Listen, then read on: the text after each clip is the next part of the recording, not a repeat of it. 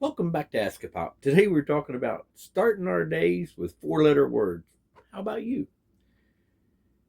How many of us start off our days spouting off four-letter words? I know I do. Now, don't get your britches in a twist. I'm not talking about those words. The words I'm talking about specifically is JAVA.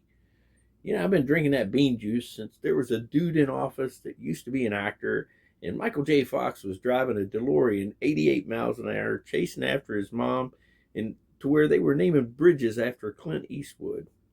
Now, as you can see, we're real connoisseurs of this stuff around this household, and the kids, they make fun of me for what I drink, and I'm not going to tell you what they call what I drink.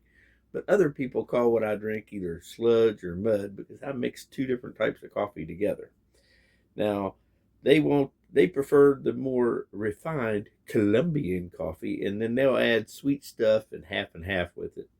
Me personally, I'll add a little bit of almond juice to it. I ain't gonna call that stuff milk because it's not. I stand firm. But looking at our mini coffee bar this morning got me thinking about it and how we start our day. We have choices on how we jumpstart our morning blood, and as Christians, we also have choices on how we jumpstart our day into the world with the Word. See what I did there? Either through structured devotionals or through spirit-led study, which is kind of what I do. God prepares our hearts and our souls and our minds through everything we're going to face throughout the day and give through the time that we spend with Him when we start our day.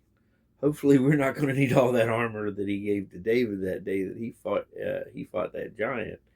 Telling him what stones to pick out of that river. But God prepared him, and he was ready. And just like any good father, God knows what we're going to need in the day. He also knows our wants, and usually our wants and our needs are not the same thing. He's always going to give us what we need, not necessarily what we want. And He's going to give us what we need, maybe not in the way we want it, but He's always going to give us what we need as long as we keep our cups full of Him. Just a thought from a guy whose cup always runneth over with Him.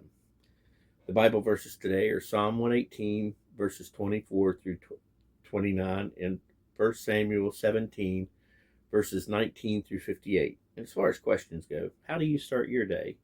And can you rejoice in the day that the Lord has made? God bless you.